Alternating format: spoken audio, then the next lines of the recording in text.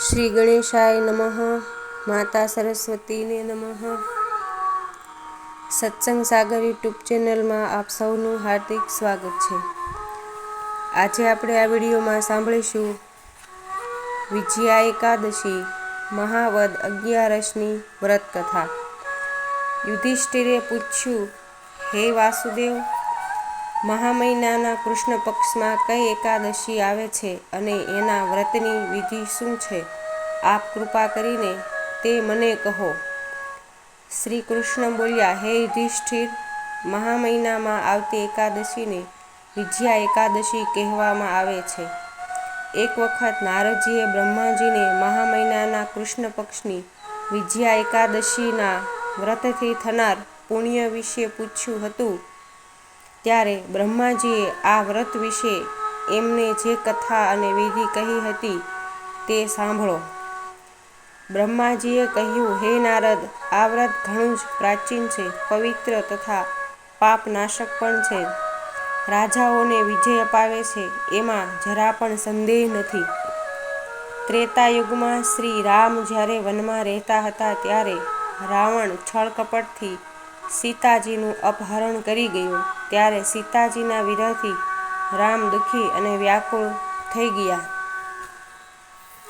રામ સીતાની શોધમાં નીકળ્યા ત્યારે તેમને જટાયુએ સમાચાર આપ્યા કે રાવણ સીતાજીને લઈ ગયો છે. ત્યારે ભગવાન રામ હનુમાનજી અને વાનર સેનાની મદદથી સીતાજીને મુક્ત કરાવવા લંકા પર આક્રમણ કરવા માટે સમુદ્ર કિનારે પહોંચ્યા.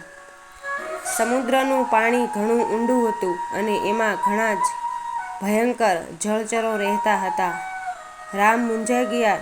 એમને સમુદ્ર પાર કરવાનો કોઈ ઉપાય સૂઝતો ન હતો.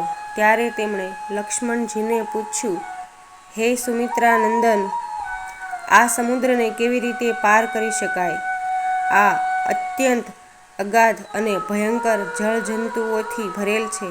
મને એવો કોઈ ઉપાય નથી દેખાતો કે જેનાથી આને સુગમતાથી પાર કરી શકાય. લક્ષ્મણજી બોલ્યા, હે પ્રભુ, આપ જ આ સૃષ્ટિના રચયિતા છો. આપનાથી શું છુપું છે? અહીંથી અડધો યોજન દૂર કુમારી દ્વીપમાં બગદાલભ્ય મુનિ રહે છે. આપ એ પ્રાચીન મુનિ પાસે જઈને એમને જ આનો ઉપાય પૂછો. એ જ આપને સાચી સલાહ આપશે. લક્ષ્મણની વાત સાંભળી શ્રી રામ મુનિ બગદાલભ્યના આશ્રમે પહોંચ્યા અને એમણે પ્રણામ કર્યા. મુનિએ પ્રસન્ન થઈને આગમનનું કારણ પૂછ્યું. શ્રી રામ બોલ્યા, હે મુનીશ્વર, હું લંકા પર આક્રમણ કરવાના ઉદ્દેશ્યથી મારી સેના સહિત અહીં આવ્યો છું. હે મુનિ, હવે કેવી રીતે આ વિશાળ સમુદ્ર પાર કરી શકાય એ ઉપાય કૃપા કરીને જણાવો. મુનિશ્રી બોલ્યા, હે રામ, મહા મહિનાના કૃષ્ણ પક્ષમાં વિજયા નામની એકાદશી આવે છે. એનું વ્રત કરવાથી આપનો વિજય થશે. આપ ચોક્કસ આપની વાનર સેના સાથે સહેલાઈથી સમુદ્ર પાર કરી શકશો અને રાવણ તથા તેની રાક્ષસી સેનાને જીતી મહાન કીર્તિ પ્રાપ્ત કરશો. રામ બોલ્યા, હે મુનિ, એ વ્રત કેવી રીતે કરવું તેની મને શાસ્ત્રોક્ત વિધિ જણાવો. હું જરૂર એ વ્રત કરીશ. બદકાલભ્ય મુનિ બોલ્યા, હે રામ, હવે આ ફળદાયક વ્રતની વિધિ સાંભળો. દસમના દિવસે સોના, ચાંદી, તાંબા અથવા માટીનો એક કળશ સ્થાપિત કરો. એ કળશમાં જળ ભરીને એમાં આસોપાલવ, આંબાના, વડના કે પીપળાના પાન નાખીને ઢાંકણ સાથે એ ઘડાનું સ્થાપન કરવું. એના પર સપ્તધાન્ય તેમજ જવ રાખી કળશ પર ભગવાન નારાયણના સુવર્ણમય વિગ્રહની સ્થાપના કરવી. એકાદશીના દિવસે કળશને પુનઃ સ્થાપિત કરવો. માળા, ચંદન, સોપારી અને નાળિયેર વગેરે દ્વારા વિશેષ પ્રકારે એનું પૂજન કરવું. ગંધ, ધૂપ, દીપ અને વિવિધ પ્રકારના નૈવેદ્યથી પૂજન કરવું.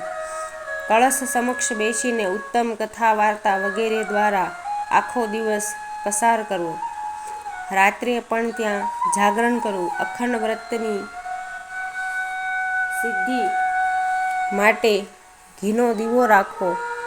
પછી બારસના દિવસે સૂર્યોદય થતાં એ કળશને કોઈ જળાશય પાસે સ્થાપિત કરવો અને એની વિધિવત પૂજા કરીને વિસર્જન કરવું. ત્યારબાદ દેવ પ્રતિમા સહિત એ કળશનું વિધાન બ્રાહ્મણને દાન કરી દેવું. કળશની સાથે બીજું પણ યથાશક્તિ મુજબ દાન કરવું. હે રામ, આપ આપના સેનાપતિઓ સાથે આ પ્રમાણે ભક્તિભાવપૂર્વક વિજયા એકાદશીનું વ્રત કરો. આમ કરવાથી આપનો ચોક્કસ વિજય થશે. બ્રહ્માજી કહે છે, હે નારદ, આ સાંભળીને શ્રી રામે મુનિના કથાનુસાર એ સમયે વિજયા એકાદશીનું વ્રત કર્યું. આ વ્રત કરવાથી શ્રી રામ વિજયી થયા. એમણે સંગ્રામમાં રાવણને માર્યો, લંકા પર વિજય પ્રાપ્ત કર્યો અને સીતાજીને ફરી પ્રાપ્ત કર્યા. હે પુત્ર, જે મનુષ્યો આ વિધિ મુજબ વ્રત કરે છે એમને આ લોકમાં વિજય પ્રાપ્ત થાય છે અને એમનો પરલોક પણ અક્ષય બની રહે છે. શ્રી કૃષ્ણ બોલ્યા, હે રાજન, આ કારણે તમારે વિજયા એકાદશીનું વ્રત કરવું જોઈએ. એ સર્વ પાપોનો નાશ કરનારું છે. આ પ્રસંગ વાંચવાથી અને સાંભળવાથી વાજપેયી યજ્ઞનું ફળ મળે છે. શ્રી કૃષ્ણાય નમઃ.